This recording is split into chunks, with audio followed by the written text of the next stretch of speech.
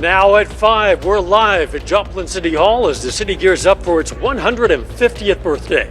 Plus, we're going to hear about some of the events going on in Joplin this year to celebrate that milestone anniversary. And Aaron Swink is charged with more than a dozen counts related to incidents involving gunfire and an hours-long manhunt last week.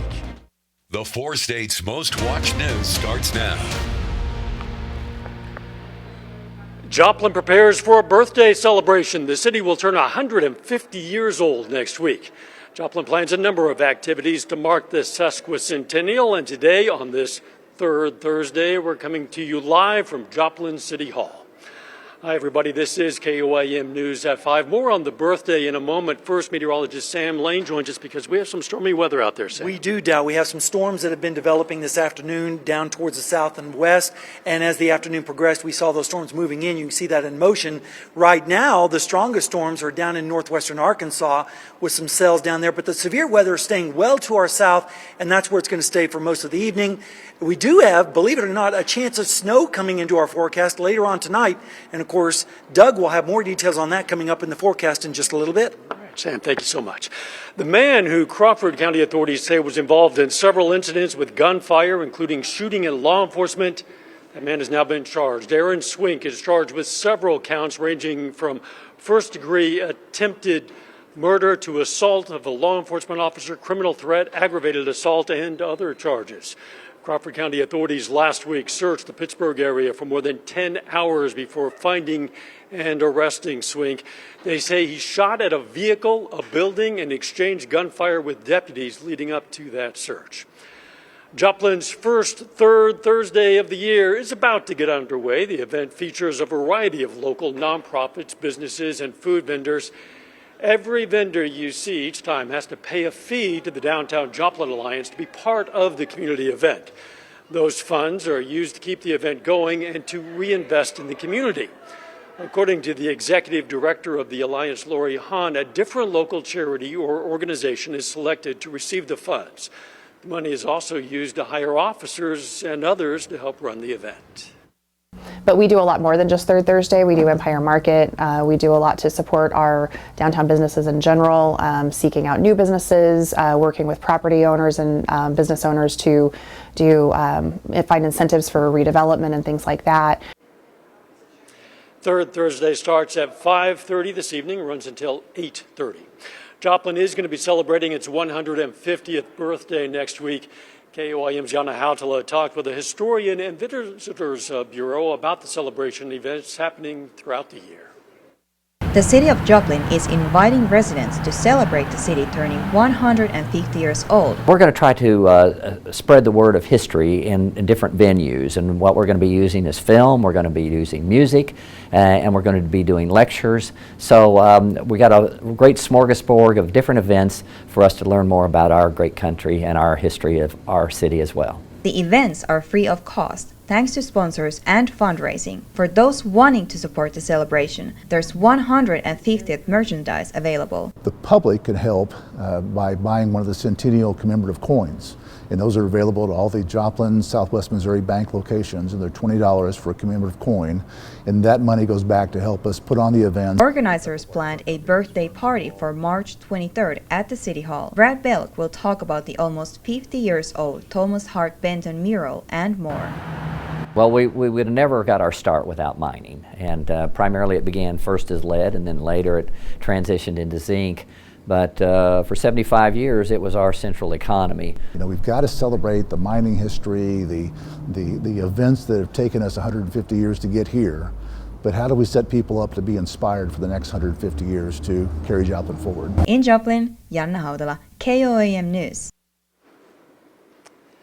Patrick Tuttle says more events celebrating Joplin's 150th year will be announced soon. A link to the current list of events can be found on our website. And of course, you know what that is. It's KOAMnewsnow.com. Residents of Parsons, Kansas will see updates on the area trails in the near future. The Rotary Club in Parsons announced a $50,000 grant from T-Mobile to connect Rotary and Frisco trails. The money will also pay for additional safety features. The connected part will include emergency blue light stations. It'll be connected to the police department.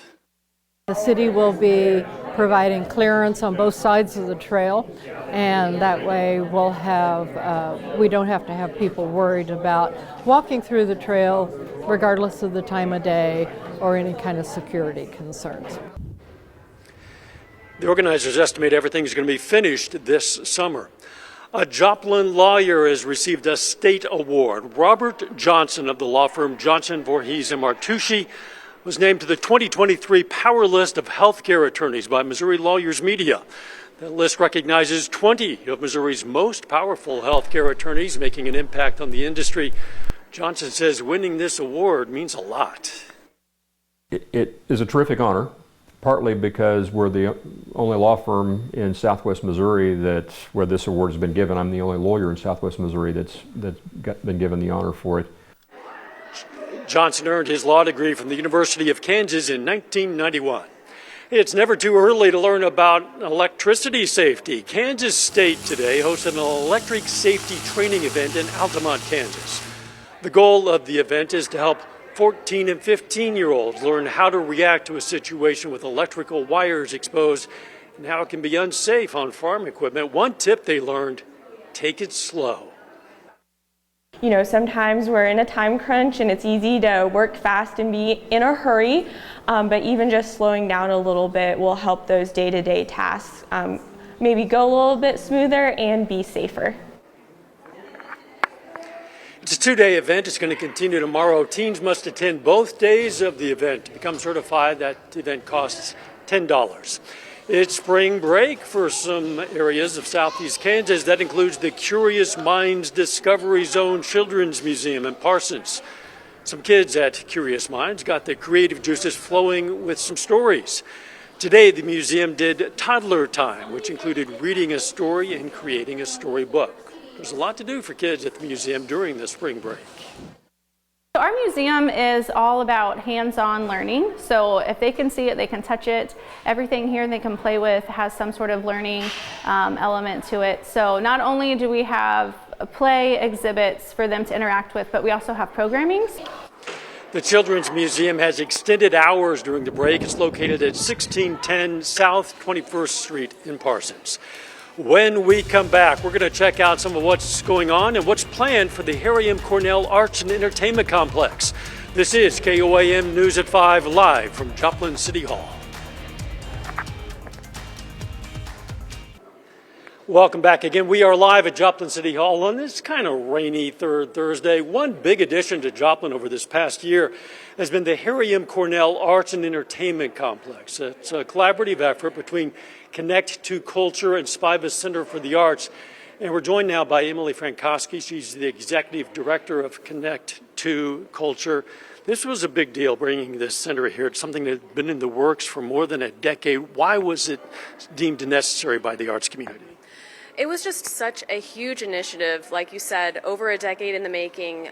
Many leaders from different sectors in Joplin came together so long ago and said, we need a destination, a home for the arts, somewhere where multiple arts organizations can benefit, where it would attract people to Joplin and also give people a reason to stay here, you know, that work, play, stay kind of lifestyle. And so they got to work, and it took a while, but they did not give up, and now we have the wonderful Cornell complex. It is wonderful. It is beautiful. We're showing some video of that 37,000 square foot facility. It opened in November. The concert season, the first of the concert season, began in December, runs until June. Tell me about some of the events for that concert season. Yeah, so this is Connect to Culture's 23-24, or actually 22-23. I'm in the future already. Planning the next season, can you tell? But we have our Curtains Up series, which is more national touring shows, and we have Ignite series, which is more kids and family programming, and then the Cornell series, which is more local and regional talent.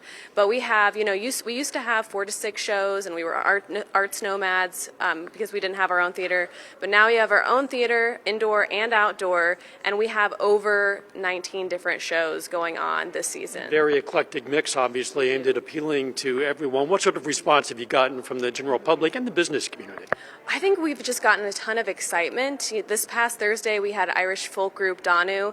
It was a near sellout. Another show, Pride and Prejudice, which was a major theatrical production from New York City. They came in, and many of my friends went to Red Onion downtown for dinner beforehand. They said the place was packed with all people coming to the show. So that just helps, the downtown community, that business that. Because we have so much activity, whether it be Connect to Culture or Spiva Center for the Arts, we're bringing people downtown and they're spending their dollars here. And it's just getting started, perhaps taking off from here. Emily Frankowski, thank you so much. Again, we are live at Joplin City Hall. Doug is up next with his complete forecast. That's coming up.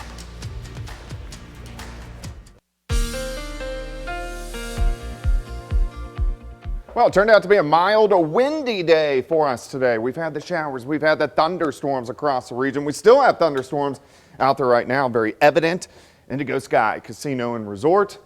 That is our tower cam just outside of Seneca, Missouri. All right, the winds are going to stick around. Wind advisory in effect until 7 a.m. tomorrow for most of the 4-state area. It's going to stay windy. In fact, even once the advisory is done, our winds are going to stay up there as we go through the next couple days. But look at the showers, look at the thunderstorms across the region. Pretty good batch has been rolling through over the past couple hours. Thankfully, we haven't seen anything severe. We have had a couple stronger storms down through Delaware, McDonald, Benton, and also Berry County.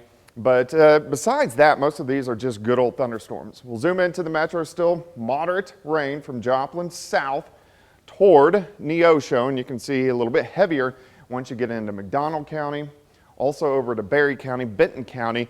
And let's look back into northeastern Oklahoma. The heaviest rain, eastern half of Ottawa County, eastern half of Delaware County. All the big time severe weather is down across southeastern parts of Oklahoma, and then all the way down, tornado warning in the metro of Dallas. And then once you get behind this system, check this out. You got a band of snow moving into Wichita, and we're going to keep our eyes on that as we go through the overnight hours for us tonight. Temperatures rapidly dropping. Cold front is plowing through. You can see the wind shift line right across Lawrence, Berry County, down through Benton County. Look how the temperatures drop off behind that front. The colder air plunging in. Joplin was at 61 just 45 minutes ago. It's 34 in Lincoln. It's 35 in Wichita. And that colder air is going to be in place as we go through the next several days, plus the winds.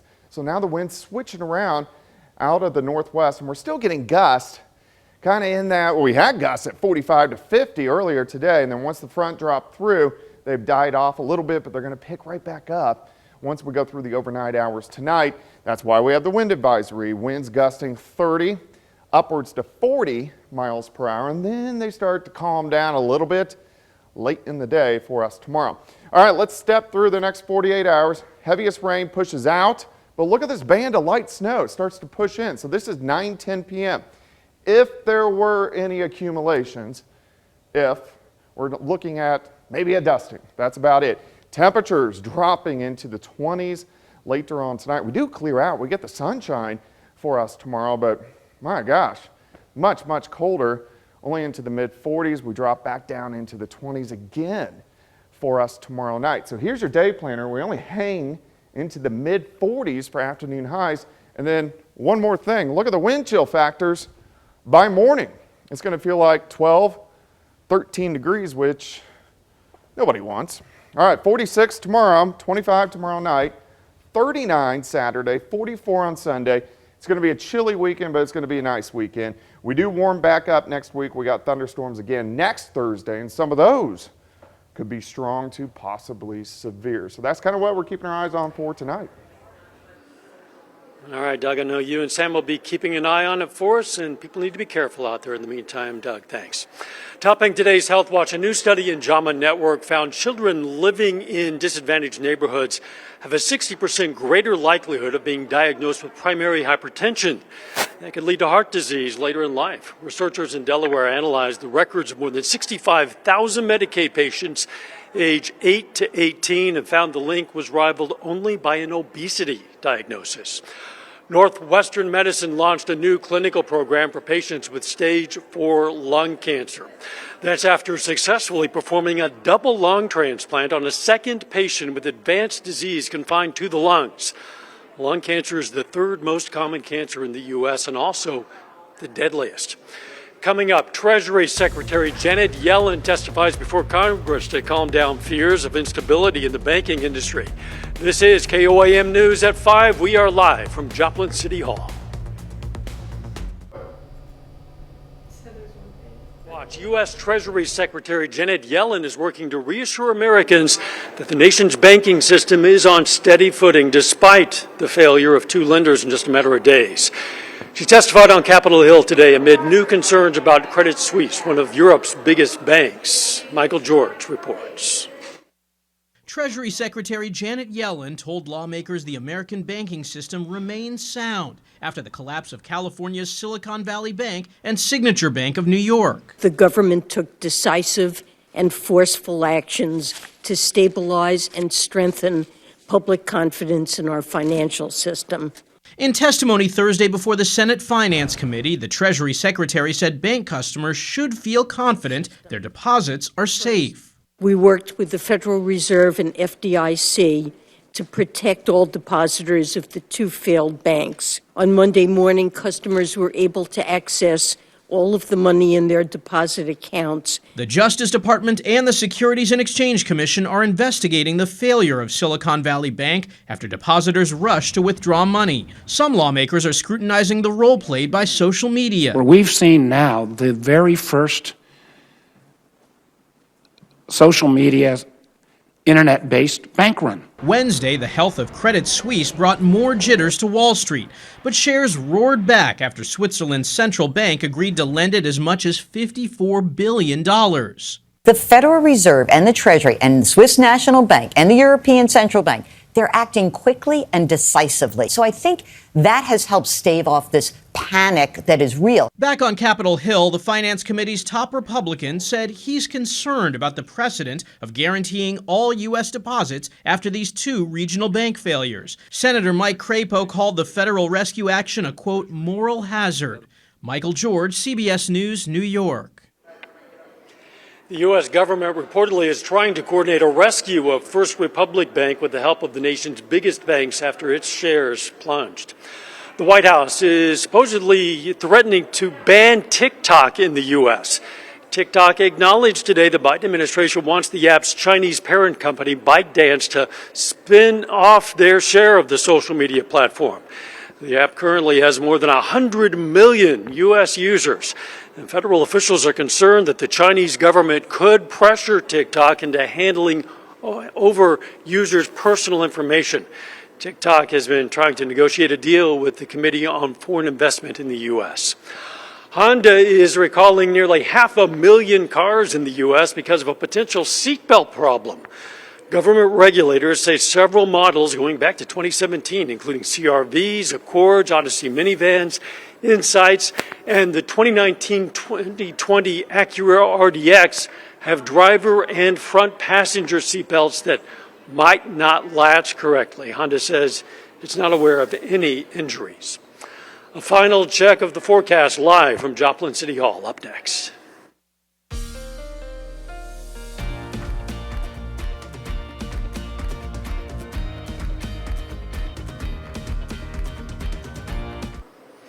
Up next on the CBS Evening News, as maternal deaths surge in the U.S., we're going to hear how one organization is trying to reverse that trend. Now, we won't have a 6 o'clock news this evening because of CBS coverage of college basketball, but on KOAM News at 9 on Fox 14, we're going to have highlights from today's national tournament games from Kansas and Missouri. Plus, we're going to hear from officials with the city of Carthage, Missouri, as that community figures out how it's going to tax recreational marijuana sales and how virtual performers are changing the future of the music industry. They are changing it. Stay with us. CBS Evening News and KOAM News at 6. Again, it is time for third Thursday in downtown Joplin, but we didn't want to be out in this weather. Some people are out there. The temperature is dropping. People should know there's a light sprinkle as well. Yeah, sprinkles are still going on, and the wind is out of the northwest. Temperatures are dropping, and they're going to continue to drop all evening long. But if you want to come out, just wear a coat, bundle up, and it should be okay. But then we have that chance of snow later on tonight. Light, not expecting much in the way of accumulation. Again, no 6 o'clock news, but we'll see you here for our late news. Let's make it a great evening.